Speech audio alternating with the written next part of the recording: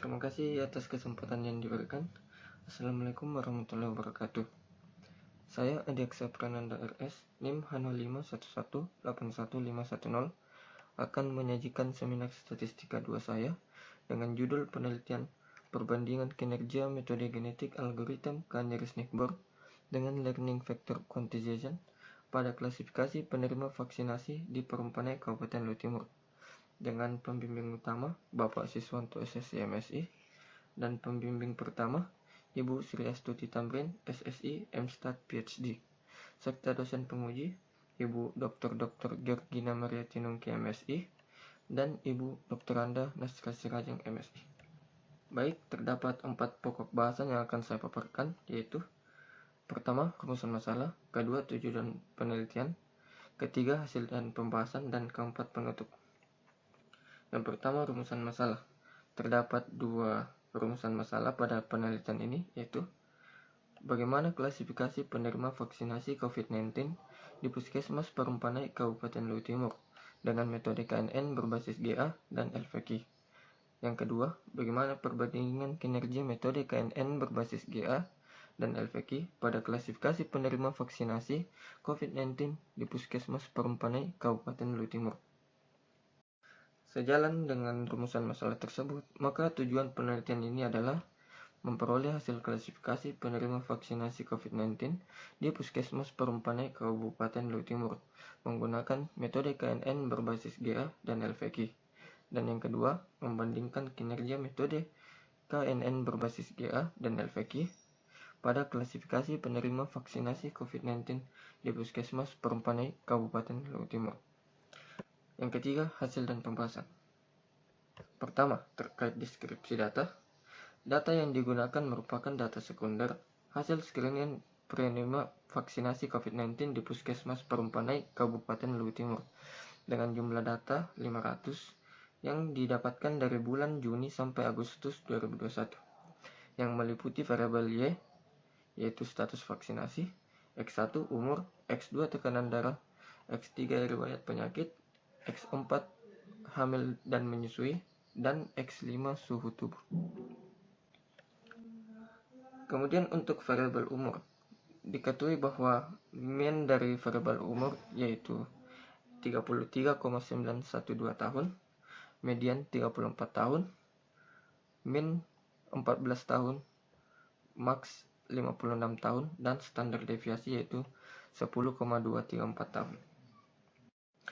Untuk variabel X2, X3, X4, X5, dan Y, deskripsi data akan ditampilkan dengan menggunakan diagram batang berikut. Terlihat jelas pada setiap tabel akan ditampilkan jumlah orang yang dapat menerima vaksinasi dan tunda vaksinasi.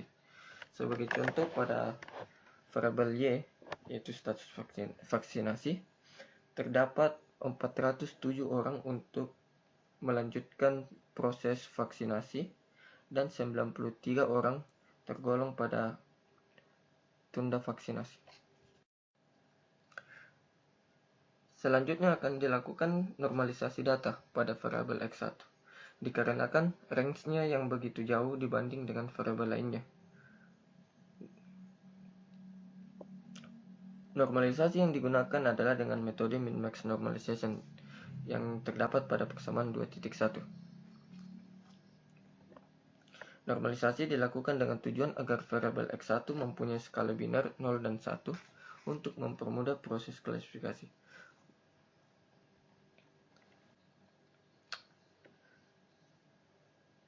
Dari tabel normalisasi sebelumnya, akan dilakukan labeling dengan memberi nilai 1 pada X1 normalisasi X1 hasil normalisasi yang lebih besar atau sama dengan 0,5 dan nilai 0 pada X1 hasil normalisasi yang kecil dari 0,5.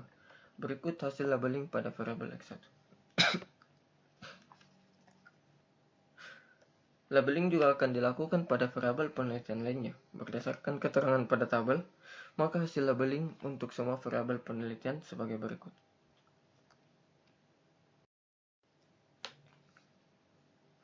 Setelah semua data dilakukan labeling, maka proses selanjutnya yaitu pengklasifikasian dengan KNN.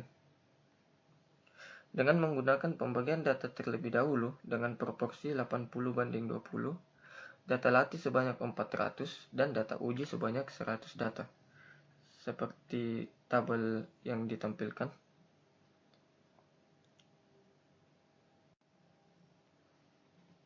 Nah, setelah dilakukan pembagian data, akan dipilih 50 data secara acak untuk mewakili tiap kelas. 50 data inilah yang nantinya akan menjadi solusi untuk menentukan nilai K optimal dengan menggunakan GA. Dengan menggunakan 100 iterasi.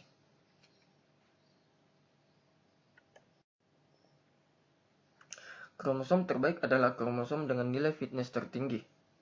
Pada iterasi pertama, akan dipilih 2 kromosom dengan nilai fitness tertinggi untuk nantinya dijadikan parent. Seperti pada contoh di atas, K1 memiliki nilai fitness 0,8 dan K3 memiliki nilai fitness 0,8 pula. Maka kromosom parent yang akan digunakan pada iterasi pertama yaitu K1 dan K3. Setelah dipilih 2 kromosom tersebut, kemudian akan dilakukan perkalian silang atau crossover dengan tujuan agar informasi pada tiap kromosom akan saling tukar. Hasil dari crossover ini dinamakan sebagai child. Seperti pada contoh di atas, akan dilakukan crossover pada 3 bagian pertama. Pada bagian kromosom pertama yaitu 011 dan pada bagian kromosom ketiga yaitu 111 akan menghasilkan sebuah child yang terdapat pada tabel di bawah.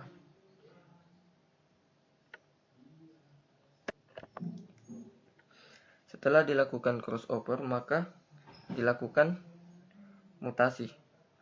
Pada tabel di atas terlihat bahwa gen keempat akan ditukarkan di setiap kromosom child. Hasil dari proses mutasi ini juga disebut dengan mutated child. Setelah proses mutasi selesai, maka kedua mutated child dikembalikan ke populasi sebelumnya dengan menggantikan posisi kedua kromosom parent.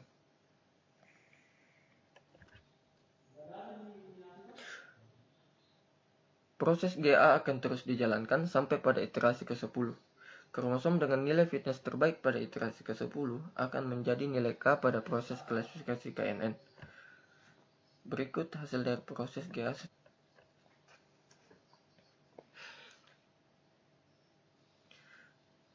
Dari tabel di samping, terdapat 7 nilai K atau nilai kromosom yang akan dijadikan K pada proses klasifikasi KNN, yaitu kromosom 2, 3, 4, 5, 9, 11, dan 13. Dari 7 nilai tersebut, agar menghindari nilai jarak yang sama pada perhitungan dengan jarak Euclid, maka nilai K tidak boleh genap. Kemudian untuk menghindari hasil yang kurang akurat, maka akan digunakan nilai K yang tidak begitu besar dan tidak begitu kecil. Jadi nilai K yang akan digunakan pada proses selanjutnya yaitu adalah 5. Kemudian jarak Euclid. Setelah mendapatkan nilai K pada proses genetik algoritma, maka selanjutnya yaitu menghitung jarak Euclid. Dengan menggunakan 6 data latih dan 2 data uji sebagai contoh proses manualnya, didapatkan bahwa 5 urutan teratas dari 6 data latih yang digunakan mempunyai kelas yaitu 1. Maka dapat disimpulkan bahwa data uji ke-1 berada pada kelas ke-1 yaitu kelas lain. Hal ini akan dilakukan sampai dengan data uji ke-100.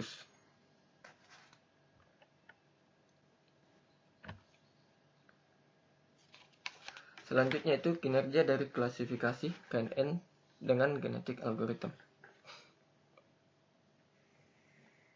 Setelah ke-100 data uji dihitung dan diprediksi kelasnya, maka akan dilihat performa dari klasifikasi KNN tersebut dari tabel confusion matrix di atas yang menunjukkan nilai TP sama dengan 84, TN sama dengan 12, FP sama dengan 1, dan FN sama dengan 3. Berdasarkan confusion matrix tersebut, diperoleh akurasi sebesar 96%, yang menunjukkan presentasi data dengan kelas lanjut dan tunda yang diprediksi dengan benar. Kemudian, presisi sebesar 98% merupakan presentasi data dengan kelas lanjut yang diprediksi dengan benar terhadap keseluruhan data yang diprediksi lanjut. Dan yang terakhir yaitu sensitivitas sebesar 96%, merupakan persentase data dengan kelas lanjut yang diprediksi dengan benar terhadap keseluruhan data aktual yang memiliki kelas lanjut. Kemudian metode klasifikasi selanjutnya yaitu metode Learning Vector Quantization atau metode LVQ, yang merupakan teknik pengklasifikasian pada jaringan saraf tiruan dalam mengklasifikasikan data ke kelas yang tepat. Lapisan masukan terdiri atas 5 unit masukan yang diambil dari jumlah variabel, dan lapisan luar terdiri atas 2 unit luaran yang diambil dari jumlah kelas pada dataset, yaitu kelas 1 dan kelas 2.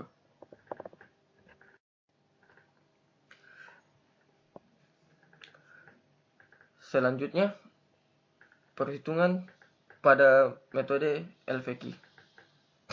Parameter pada penelitian ini meliputi learning rate atau alpha sama dengan 0,05, dek alpha sama dengan 0,1, dan maksimum epoch sama dengan 50. Dengan menggunakan 6 data latih dan 2 data uji sebagai bobot yang mewakili tiap kelas pada klasifikasi sebelumnya, akan dihitung proses perhitungan manualnya. Sebagai contoh, pada epoch ke-1 atau iterasi ke-1, untuk data ke-1 dengan menghitung jarak pada bobot ke-1, didapatkan jarak sama dengan 1. Dan untuk data ke-1, dalam menghitung jarak pada bobot kedua, didapatkan jarak sama dengan 1,414. Karena dari dua jarak tersebut, yang terdekat adalah pada bobot ke-1, dan target dari data ke-1 adalah pada kelas ke-1 atau kelas lanjut, maka W1 yang baru adalah sebagai berikut.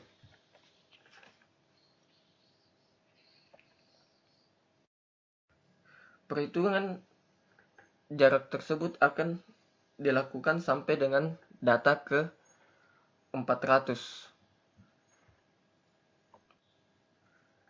Setelah semua data latih dihitung, maka data uji akan diperiksa kebenarannya. Sebagai contoh, di sini data uji ke-1 akan dihitung jarak terdekatnya untuk bobot ke-1, yaitu didapatkan 0,940. Dan untuk bobot kedua didapatkan jarak sebesar 1,732. Karena jarak terdekat terdapat pada bobot ke-1 dan target data uji ke-1 adalah kelas 1, maka hasil LVQ dan data asli sesuai. Jika hasil LVQ dan data asli tidak sesuai, maka dilakukan iterasi selanjutnya, yaitu epoch kedua, dengan menggunakan perhitungan seperti pada epoch sebelumnya. Sebagai contoh, di sini juga dijelaskan untuk data uji kedua pada bobot ke-1 didapatkan jarak terdekatnya itu 1,055, dan untuk bobot kedua didapatkan sebesar 1. Karena jarak terdekat pada bobot ke-2 dan target data uji kedua adalah ke kelas 2, maka hasil LVQ dan data asli juga sesuai.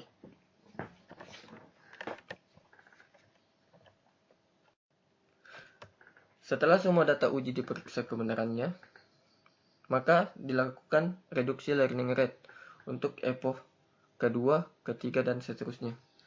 Berikut hasil reduksi learning rate untuk epoch kedua. Didapatkan learning rate barunya yaitu 0,045.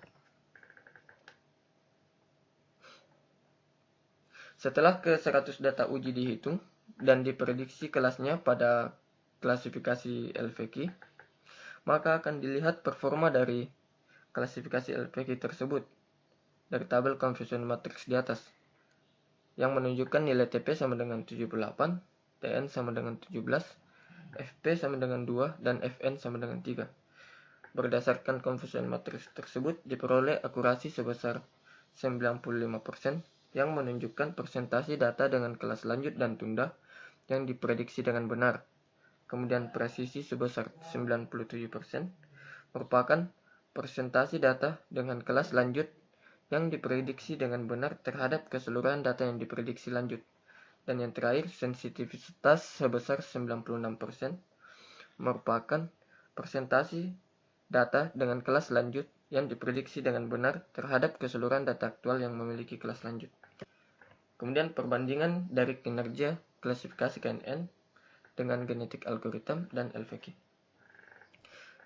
Terlihat dari tabel di atas, KNN dengan seleksi fitur GA lebih baik dari metode LVQ dalam klasifikasi penerima vaksinasi COVID-19 di Puskesmas Parumpanai, Kabupaten Luwu Timur. Dari 100 data uji yang digunakan, KNN dapat memprediksi dengan benar 96 data, sedangkan metode LVQ berhasil memprediksi 95 data.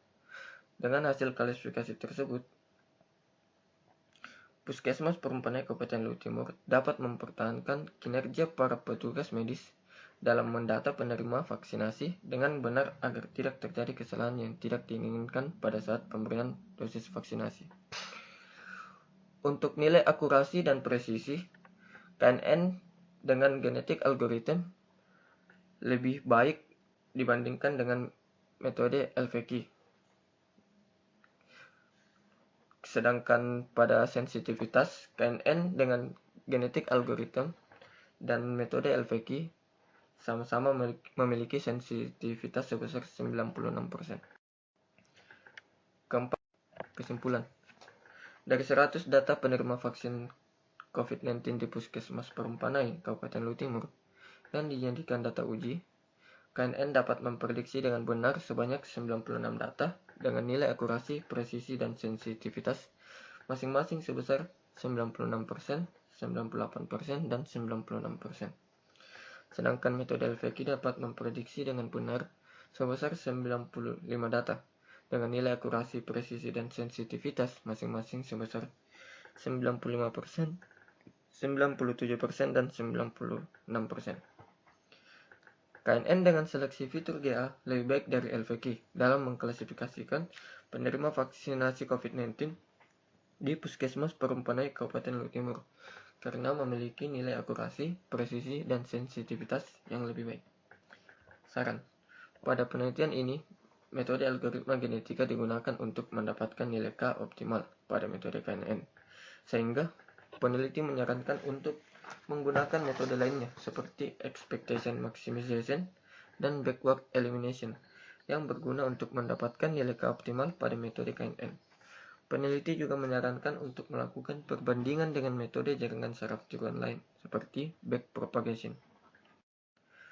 Sekian dari saya, kurang lebihnya mohon dimaafkan. Wabillahi taufiq wal hidayah. Wassalamualaikum warahmatullahi wabarakatuh.